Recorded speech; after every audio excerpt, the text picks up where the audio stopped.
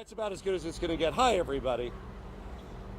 You know, little did I expect that when I ran for governor, I'd be a ambassador for getting vaccinated. I'm not somebody who even likes being vaccinated. Most years I haven't gotten the flu vaccine. I do some years. This year, of course, I am. Our hospitals today passed over 1,000 COVID patients in Colorado hospitals. We simply can't afford, on top of the COVID patients, to have 200, 300, 400 flu patients this winter. We've got to keep that number low, and the best way to do that is to get vaccinated. Now look, if you haven't gotten any shots, get your COVID vaccine, even more importantly than your flu vaccine. So if you haven't gotten vaccinated for COVID, get vaccinated for COVID. I plan to get my booster shot as soon as Moderna is available for the general public, hopefully later this week, early next week. I mentioned that my parents are 77. They've both gotten their COVID booster. I plan to shortly. However, I've already been vaccinated for COVID, and so I plan to get my flu vaccine. You should too. Last year I got my flu shot with Dinger and Miles, the mascots from the Broncos and the Rockies. They're not here this year, but we have even more amazing people. We have Lieutenant Governor Diane Primavera and Senator Janet Buckner. So I also want to thank the medical professionals who will be administering the vaccine. And this will be available here. Everybody from the Capitol Complex, the state buildings near here, will all be able to get the flu vaccine. You can get it at your local pharmacy, Walgreens, Safeway. This is really important now. First of all, you don't want to get the flu because knocks you out of commission for a week. Secondly, with 1,000 COVID patients in our hospitals, we are in a situation where we simply can't afford as a state to have our normal flu numbers. We've got to beat this thing.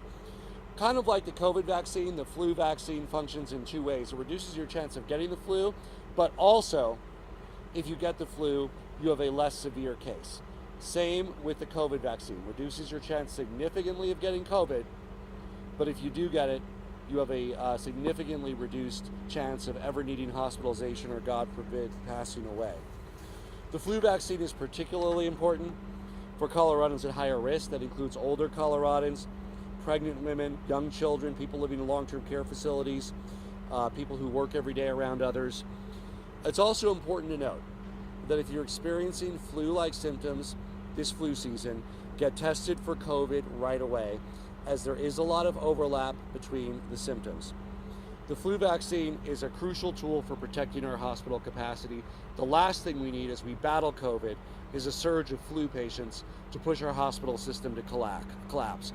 Getting the flu vaccine is quick and easy. You can get it from your doctor, your pharmacy, clinics around the state. Many employers host clinics.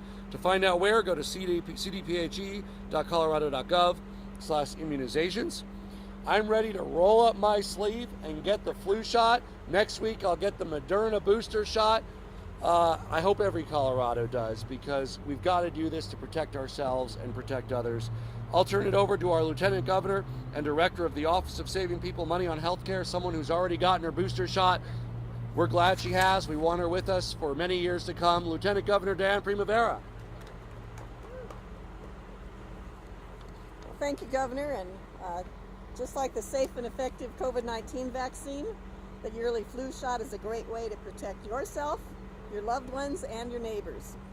This is a critical moment in our fight against COVID-19, and it's important that we all do our part to stay healthy so that our hospital capacity stays high and those who most need care can get it.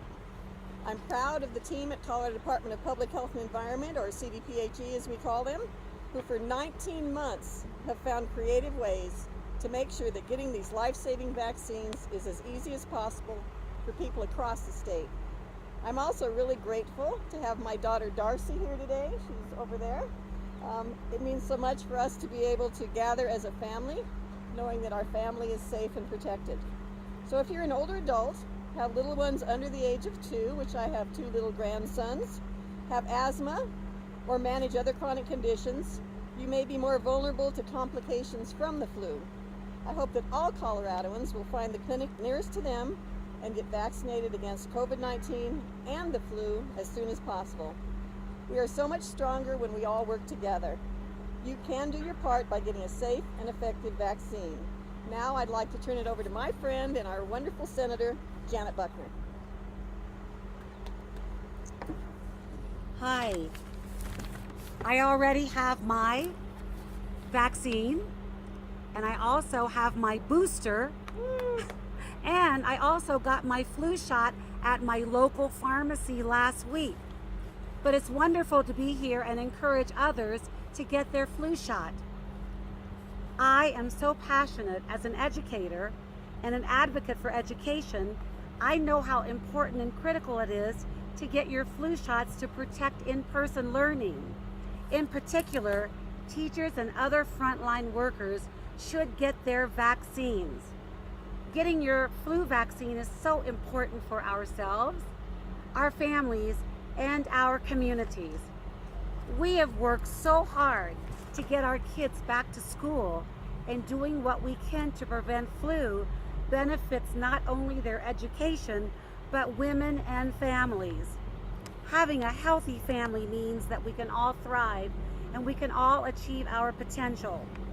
As the governor and lieutenant governor have mentioned, it's easy to get and it's approved for everyone 6 months and older. So everyone should get their vaccine. With that being said, I would like to hand things back over to Governor Polis so he can get his vaccine. So he can get his flu vaccine. I'm ready. Go, Governor Polis.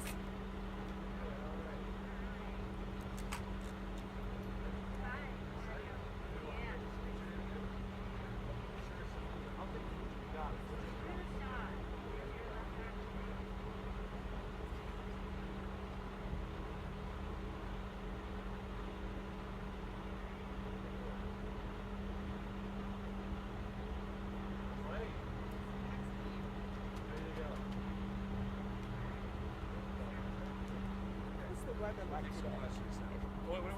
Beautiful. I just was going to talk about, we live in Colorado, the weather's going to change. You need to prepare yourself now. I think it's supposed to get a little stormy tonight. Really? About what? You don't have to check. I can't. So we are. Yeah, tomorrow it'll be down to 61 degrees.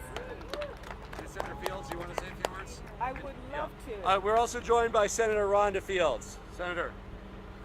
Thank you, Governor, for your amazing leadership during the COVID-19 crisis that we've all experienced. And I think, Governor, the last I checked, our rate was above 74%. Amazing. And what the governor has done is he has taken the vaccine across every corner of our state by using buses like this, meeting people where they are. Because not everyone has access to computers to be able to book their appointments. And sometimes people don't trust hospitals or doctors or vaccines. But what he has done through the course of his leadership is he has ensured that people are educated with real, factual, scientific data as relates to the vaccine. So today I'm here proudly to support that we can't stop. I know it feels like it's 80 degrees, it might be 75 degrees, it might be 64 degrees. But we know that the weather is changing. Just look at the trees. They're getting colorful. So now is the time to get your flu shot.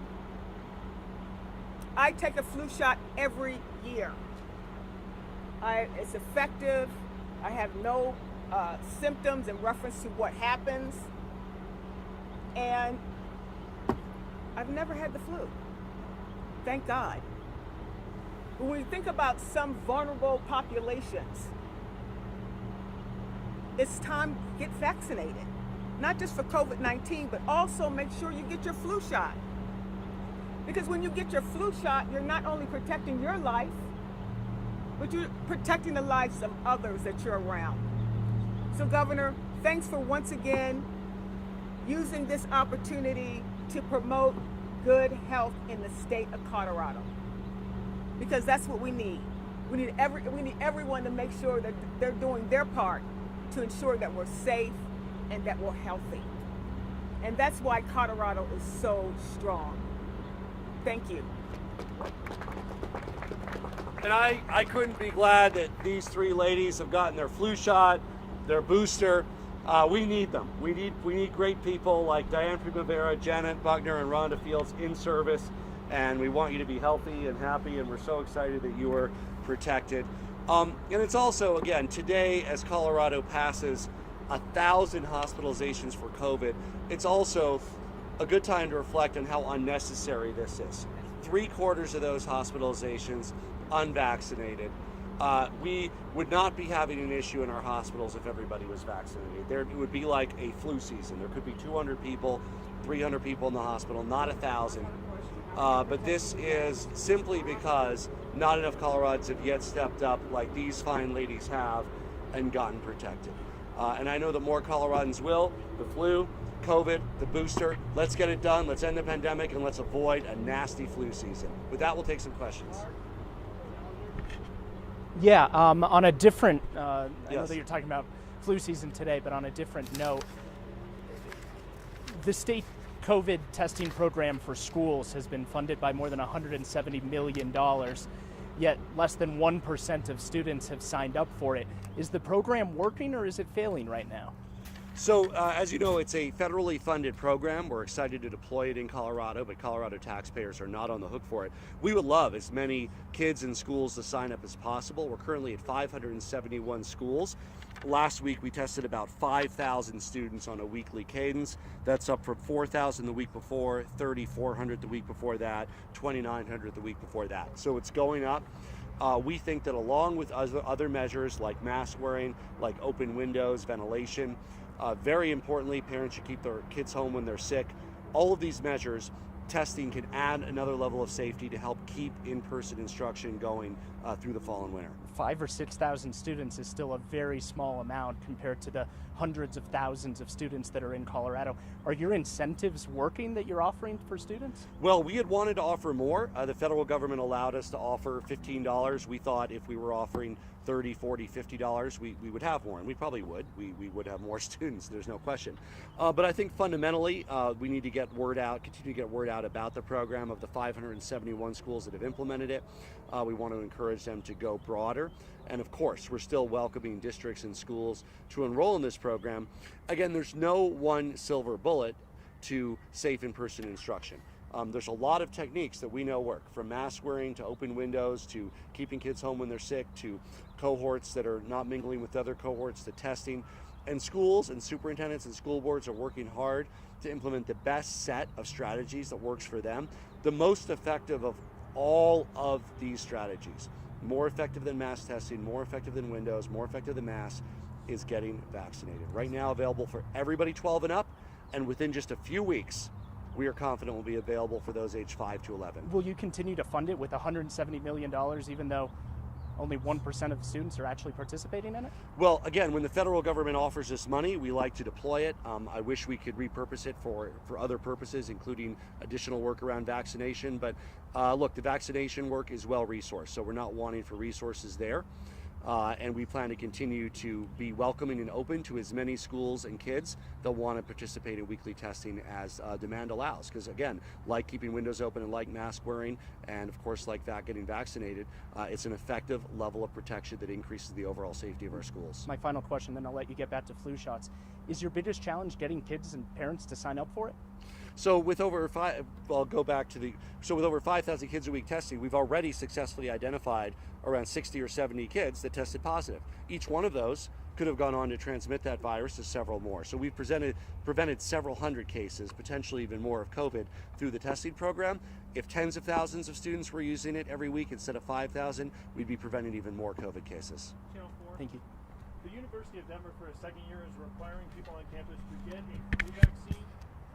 You've done this at the state level. We've seen this in other municipalities where a requirement of vaccine has been very successful. Have you thought about doing anything like that for the flu, making it a requirement? There are different schools and different employers that have different policies around the flu healthcare settings. So just like with COVID, there's a wide variety of policies around that. But I think that most employers, most schools, they want to have a safe environment, and they're looking consistent with their own culture and the ways to maximize the amount of protection they have from both COVID and the flu.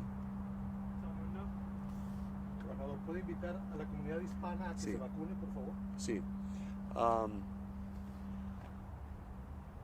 Es lo más importante recibir el vacuna contra COVID-19, pero también es muy importante recibirlo contra el flu, porque los hospitales ya hay 1,000 gente con COVID-19 en los hospitales, la mayoría sin vacunada.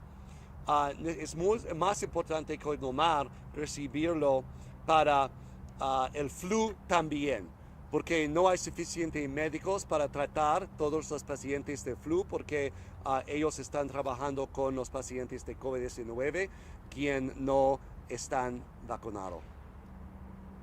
Governor, now that there's more than 1,000 people hospitalized in Colorado with confirmed COVID, you've been stressing getting vaccinated for months now, and that doesn't seem to be working and stopping the increase in cases and vaccinations. What other steps can you take to, try and level out this? Well, look, several thousand Coloradans every day make the choice to get vaccinated from COVID-19, and we're still seeing that, and we're grateful for it. I wish that every Coloradan who hasn't been vaccinated would run out tomorrow and get vaccinated, but we are seeing a steady improvement. And at some level, this becomes a matter of personal responsibility. We're seeing our hospitals overwhelmed by people who haven't been vaccinated, and those who are vaccinated could basically be safe and secure in their lives. Now, look, there's people who are vaccinated that suffer from other health conditions and are weak in their immune system or are very old, and they still want to be careful from COVID because it could still be a dangerous virus if you're in your 80s or 90s or are on treatment for a lung transplant. But by and large, once you're vaccinated, you don't have to worry about the health impact of COVID, especially if you're healthy. And we just need to get that message out to more Coloradans, because currently we're seeing 1,000 Coloradans in the hospital, and they just don't need to be there. 3/4 of them are unvaccinated. There's no reason to be there other than their poorly informed decision to avoid getting vaccinated. I think, Governor, last week you took up the position on Proposition 119. Do you have a position on Proposition 120 or Amendment 78? I will be voting for 120 and against 78. Thank you, everyone. Thank you. Thank you. Thank you. Thank you, guys. So yeah, it's a four-year initiative there. Yeah. But you are voters for 119.